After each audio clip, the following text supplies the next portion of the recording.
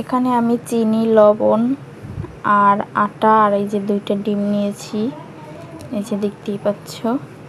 তো এগুলোকে এখন ভালোভাবে মিক্স করব আর একটু পানি দেব।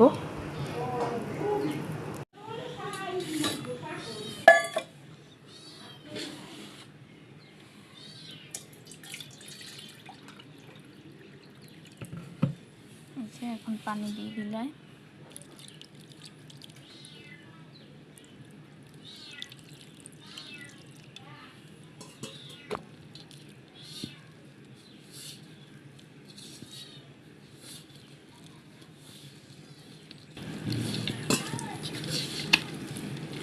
না হইলে বারবার আর কি যতটুকু পরিমাণ পানি লাগবে অতটুকু পরিমাণ পানি দেবেন আপনারাও। তো আমিও ঠিক অতটুকু পরিমাণই পানি দিলাম, দেখি কতটুকু হয় আগে।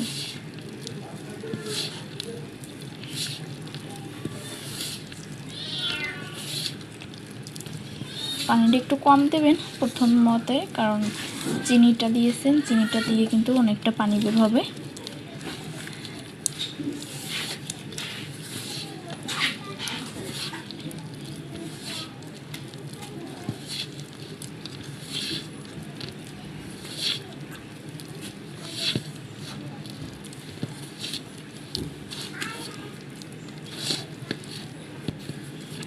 লবণ পরিমাণ মতো দিবেন, চিনি পরিমাণ মতো দিবেন।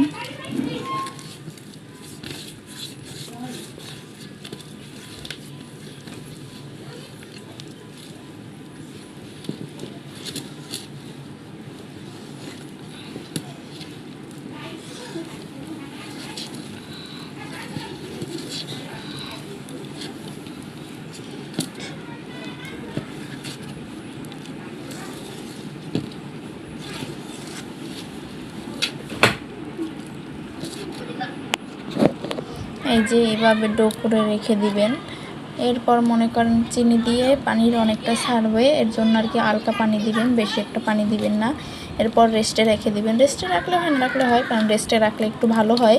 তার জন্য আমি এই যে এখন রেস্টে রেখে দিব এটাকে। আমার হাতে যেহেতু সময় ছিল তাই আমি প্রায় 2 ঘন্টা হবে এরকম রেস্টে রাখা হয়েছে। আপনার হাতে সময় থাকলে রেস্টে রাখবেন, আর না থাকলে রাখবেন না। আর এই যে দেখুন এখন আমি চুলাটা জ্বালিয়ে নিচ্ছি। চুলাটা জ্বালিয়ে এ পর্যায়ে আমি এখন এই যে চুলাটা জ্বালানো হয়েছে, কড়াই দিয়ে দিব। কড়াই দেওয়ার পর কড়াইটা একটু গরম হয়ে নেবে।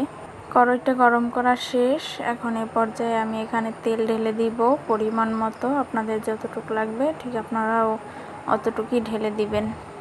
তেলটাকে আমি গরম করে নিয়েছি। গরম করে নেওয়ার পর এই যে দেখুন পিঠার ডোগুলো দিয়ে দিচ্ছি। তো আপনাদেরকে তো বলা হয় না এই যে আমি কি পিঠা বানাচ্ছি, আমি কিন্তু বড়া পিঠা বানাচ্ছি। তো এই যে এক এক করে পিঠার ডোগুলো দিয়ে দিচ্ছি। এই যে প্রথম ডোগুলো দিয়ে দিচ্ছি এক এক করে। এই যে সবগুলোই প্রায় দেওয়ার শেষ পর্যায়ে। আপনাদের কড়াইতে যতটুকু ধরবে অতটুকু দিবেন। আমার যতটুকু ধরছে আমি ঠিক অতটুকুই দিয়েছি। আর এই যে দেখুন দেওয়ার সাথে সাথে কিন্তু পিঠাগুলো খুব সুন্দরভাবে ফুলে উঠছে। তো আপনারাও এরকম বানিয়ে দেখতে পারেন, বা কে কে বানান কমেন্টে জানাবেন।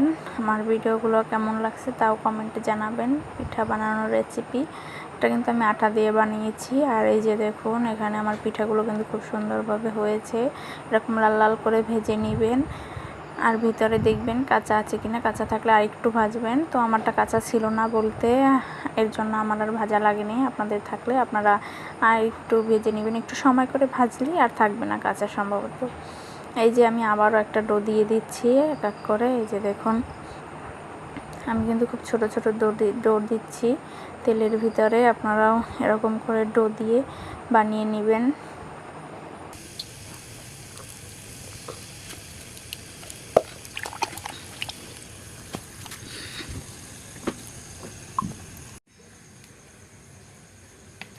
ফাইনালি আমার পিঠা ভাজা শেষ, একদম লাস্ট পর্যায়ে। এখন এই যে উঠিয়ে ফেলবো।